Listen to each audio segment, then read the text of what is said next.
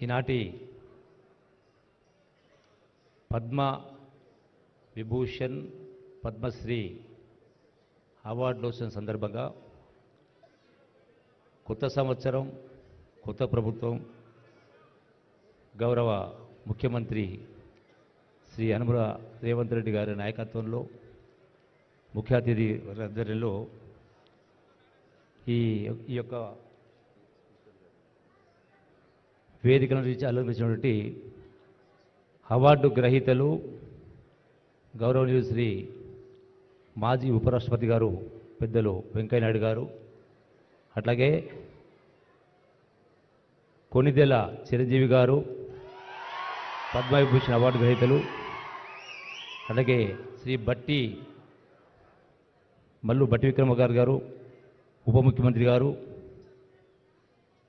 కోమటిరెడ్డి వెంకటరెడ్డి గారు సహచర మంత్రివర్యులు పొంగులేటి శ్రీనివాసరెడ్డి గారు, అట్లాగే చీఫ్ సెక్రటరీ గారు శాంతికుమార్ గారు, ప్రిన్సిపల్ సెక్రటరీ శ్రీమతి శైల రామయ్య గారు, ఈనాటి గొప్ప పురస్కారాలు, అత్యున్నతమైన పురస్కారాలు అందుకున్నటువంటి గ్రహీతలకు గౌరవించుకోవాల్సినటువంటి, సన్మానించుకోవాల్సినటువంటి బాధ్యత మన యొక్క తెలుగు సంస్కృతి, తెలుగు సాంప్రదాయం, తెలంగాణ సాంప్రదాయం. మరి ఇందులో భాగంగానే మన బాధ్యత కాబట్టి పెద్ద ఎత్తున కార్యక్రమం నిర్వహిస్తా ఉన్నాం. ఇందులో ఈ రోజున గౌరవ ఉపరాష్ట్రపతి గారు వెంకయ్యనాయుడు గారి గురించి ఎంత చెప్పినా తక్కువనే. ఈనాడు వారు ఆంధ్ర యూనివర్సిటీలో విద్యార్థి సంఘం అధ్యక్షులుగా తెలుగు మీడియం చదివి అనర్గళంగా హిందీ, ఇంగ్లీషు, తెలుగు భాషల్లో గొప్ప వక్తగా పేరొంది, ప్రసంగ ప్రావీణ్యం, వారి యొక్క వాగ్దాటికి ముగ్ధులైనటువంటి అలాంటి విద్యార్థులుగా మేము కూడా రాజకీయాల్లో రాణించిన వ్యక్తి వైస్ ప్రెసిడెంట్ స్థాయిగా ఎదిగి మరి వారి యొక్క పంచకట్టు నిండైనటువంటి తెలుగుతనం ఉట్టిపడే విధంగా ఉన్నటువంటి మహానుభావుడు. మరి దక్షిణాది రాష్ట్రంలో రాజకీయ ఆరంగేటం చేసి ఉత్తరాది నాయకులతో సమానంగా గౌరవించబడినటువంటి గొప్ప వ్యక్తి మన వైస్ ప్రెసిడెంట్ గారు. అట్లాగే సెంట్రల్ మినిస్టర్గా 46 సంవత్సరాల రాజకీయ జీవితంలో ఒక సామాజిక రంగంలో సంస్కరణాభిలాషి, వారి యొక్క స్వచ్ఛంద సంస్థ ద్వారా, స్వర్ణ భారత్ ట్రస్ట్ ద్వారా ఎన్నో సంక్షేమ, అట్లాగే సామాజిక రంగాల్లో, విద్యారంగాల్లో గొప్ప కార్యక్రమం చేసినటువంటి ఒక మహానుభావుడు. స్వర్ణ భారత్ ట్రస్ట్ ద్వారా ఇవన్నీ కూడా ఏర్పాటు చేయడం జరిగింది.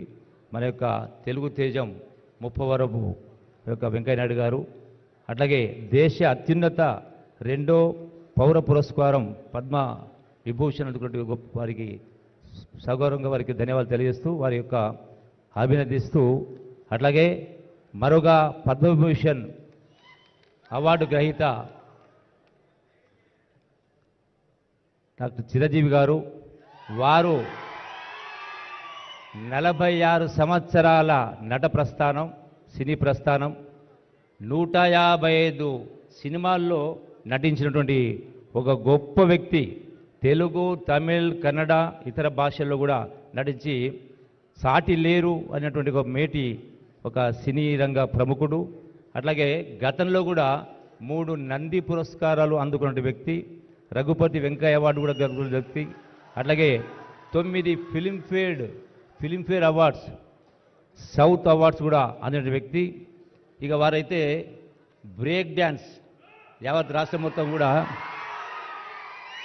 అట్లాగే స్వయం కృషి ద్వారా అంటే అట్టడుగు స్థాయి నుంచి వచ్చి ఒక ఉన్నత స్థాయికి చేరుకున్న వ్యక్తి. వెంకయ్యనాయుడు గారిని చూసినా, చిరంజీవి గారిని చూసినా, ఈనాటి గ్రహీతలను చూసినా, అంటే మనిషి తలుచుకుంటే అసాధ్యమంటూ ఏంది లేనిది మరొకసారి రుజువు చేయడం జరిగింది. అట్లాగే ఈనాడు 92 సంవత్సరాల తెలుగు సినిమా ఇండస్ట్రీలో ఒక డైనమిక్ హీరోగా ఎదిగిన వ్యక్తి మన చిరంజీవి గారు. వారిని ప్రత్యేకంగా వారి అంటే ఒక సినీ రంగంలోనే కాదు, రాజకీయ రంగంలో కూడా ప్రజారాజ్యం పార్టీ పెట్టి కేంద్ర మంత్రిగా ఎదిగి తన యొక్క ప్రత్యేకతను చాటుకున్న వ్యక్తి చిరంజీవి గారు. అంతేకాకుండా 1998 2 అక్టోబర్ గాంధీ జయంతి నుంచి బ్లడ్ బ్యాంక్ ఏర్పాటు చేసి ఈనాటి వరకు 10 లక్షల యూనిట్స్ అంటే బ్లడ్ డొనేషన్ 10 లక్షల యూనిట్స్, అట్లాగే ఐ బ్యాంక్ పెట్టి కార్నియా ట్రాన్స్ప్లాంట్ 10,000 మందికి ట్రాన్స్ప్లాంట్ చేసినటువంటి ఒక గొప్ప వ్యక్తి మహానుభావుడు చిరంజీవి గారు. అట్లాగే ఆక్సిజన్ బ్యాంక్స్, ముఖ్యంగా మనం వచ్చినటువంటి కరోనా సందర్భంలో సుమారుగా వందలాది మంది కాదు వేలాది మందికి కూడా ఈ యొక్క ఆక్సిజన్ సరఫరా చేసినటువంటి వ్యక్తి.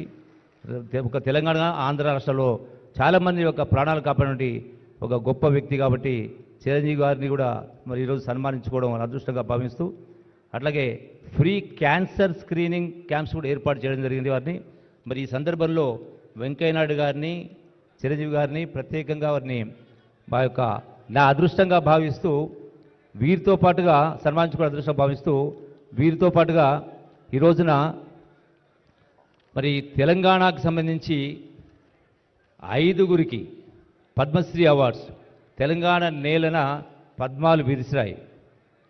తెలంగాణకు చెందిన 5 కళాకారులు పద్మశ్రీ భరించింది. అందులో మొట్టమొదటిగా బుర్రవీణ వాద్యకారుడు దాసరి కొండప్ప గారు, యక్షగాన కళాకారుడు గడ్డం సమ్మయ్య గారికి, సాహితీవేత్తలు కూరెళ్ల విఠలాచార్య గారికి, కేతావత్ సోములా గారికి, శిల్పకారుడు స్థపతి ఆనందాచార్య గారికి ఈ యొక్క పద్మశ్రీ పురస్కారాలు అందజేసే కార్యక్రమం గౌరవ ముఖ్యమంత్రి గారి ఆధ్వర్యంలో చేతపేవ జరుగుతూ ఉన్నాయి. మరి ఈ బుర్రవీణ కళాకారుడు దాసరి కొండప్ప గారు మహబూబ్నగర్ జిల్లాకు సంబంధించినటువంటి నారాయణపేట జిల్లా వాసి, దామరగిద్ద మండలం. మరి వారు తంత్రివాద్యమైన బుర్రవీణ కళాకారుడు. బలగం సినిమాలో ఒక పాట పాడడం ద్వారా యావత్ రాష్ట్రానికి కూడా బాగా పరిచయమైనటువంటి వ్యక్తి.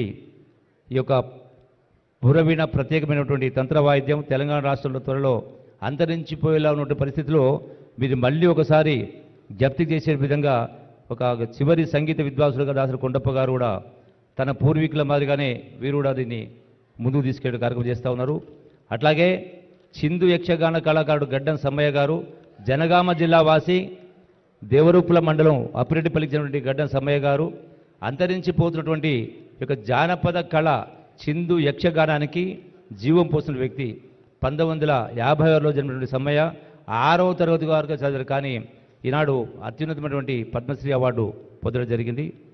అట్లాగే 2017లో తెలంగాణ ఆవిర్భావం తర్వాత పురస్కారం అందుకున్నటువంటి ఈ యొక్క సాంస్కృతిక పర్యాటక శాఖలో అట్లాగే డాక్టర్ కూరెళ్ల విఠలాచార్య గారు తెలుగు రచయిత, విశ్రాంత ఉపన్యాసకుడు, సామాజికవేత్త, గ్రంథాలయ స్థాపకుడు డాక్టర్ కూరెళ్ల విఠలాచార్య గారిది యాదాద్రి జిల్లా. సాహిత్యమే ఊపిరిగా 5 దశాబ్దాలుగా రచన చేస్తున్నారు. మరి వీరు 22 పుస్తకాలని వెలువరించడం జరిగింది. వీరికి కూడా ఈనాడు పద్మశ్రీ అవార్డు వచ్చే సందర్భంగా అభినందిస్తూ వారిని సన్మానించే కార్యక్రమం చేసుకుంటూ ఉన్నాం. అట్లాగే యాదాద్రి శిల్ప కళాకారుడు వేలు ఆనందాచార్య గారు కూడా ఈనాడు పద్మశ్రీ అవార్డు రావడం జరిగింది. ఏపీలోని చిత్తూరు జిల్లా చెన్నంపల్లికి చెందిన వ్యక్తి, శిల్ప కళాకారుడు. మరి ఆనందాచార్య గారు యాదాద్రి ఆలయ పునర్నిర్మాణంలో కీలకంగా పనిచేసిన వ్యక్తి. కర్ణాటక, కేరళ, ఆంధ్రప్రదేశ్, తెలంగాణ తదితర రాష్ట్రాల్లోని వివిధ దేవాలయాలలో వాళ్ళ యొక్క జీర్ణోద్ధరణ పనులను పర్యవేక్షించే కార్యక్రమం చేయడం జరిగింది. వీరికి Limca book of awards, global India wonder book of records ఇవన్నీ కూడా వారు దక్కించుకోవడం జరిగింది.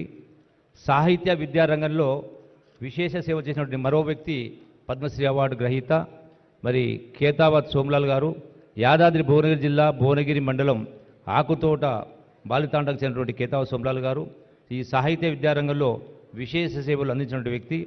ఈయన బంజారాలకు అర్థమయ్యేట్టుగా భగవద్గీతను మలిచారు.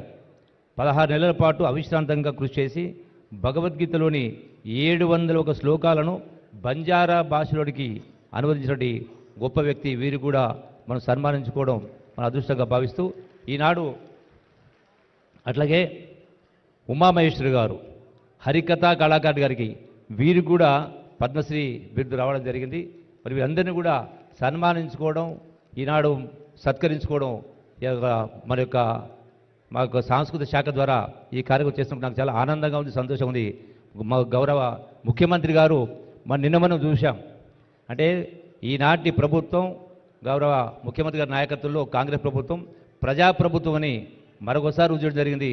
మొన్ననే గద్దర్ గారు కూడా ప్రతి సంవత్సరం కూడా ఈ యొక్క పురస్కారాలు గద్దర్ పేరు పైన ఒక పురస్కారాలు చేసే కార్యక్రమం అనౌన్స్మెంట్ చేయడం జరిగింది. కాబట్టి ఇది ప్రజాప్రభుత్వం. తప్పకుండా భవిష్యత్తులో కూడా అందరినీ గౌరవించుకుంటూ యావత్ తెలంగాణ సమాజాన్ని సంఘటితం చేసుకుంటూ ఈ కార్యక్రమాల ద్వారా వీటన్నిటిని కూడా ఇంకా రచయితల్ని, కళల్ని, కళాకారుల్ని పోషించాల్సిన అవసరం ఉంది. సమాజాన్ని సంఘటితం చేయాల్సిన అవసరం ఉంది, చైతన్యం చేయాల్సిన అవసరం ఉంది. తద్వారా ఈ సమాజాన్ని పట్టి పీడిస్తున్నటువంటి రుగ్మతను తొలగించడం కోసం ఈ కవులు, కళాకారుల అవసరం చాలా ఉంది. కాబట్టి ఒక రాష్ట్ర కేంద్రం హైదరాబాద్లోనే కాకుండా ప్రతి జిల్లా కేంద్రంలో, ప్రతి మండల కేంద్రంలో, ప్రతి గ్రామంలో కూడా ఇవి విస్తరించాల్సిన అవసరం ఉంది. కాబట్టి మరి వారికి ఒక ఉత్తేజం ఇవ్వడం కోసం మనకు వీళ్ళందరూ కూడా గౌరవించుకుంటారు. కాబట్టి భవిష్యత్తులో తెలంగాణ రాష్ట్రం యావత్ భారతదేశానికే ఈ రంగంలో కూడా ఆదర్శమైన విధంగా తీర్చిదిద్దడానికి మా వంతు ప్రయత్నం చేస్తామని మనం చేసుకుంటూ, దానికి ముఖ్యమంత్రి గారు ఆశీస్సులు ఉన్నాయి కాబట్టి 100% గొప్ప భవిష్యత్తు ఉంటుందని చెప్పి మరొకసారి మనం చేసుకుంటూ ఈ అవకాశం ఇచ్చిన మీ అందరూ కూడా ధన్యవాదాలు తెలియజేసుకుంటాను. Thank you very much. మౌలిక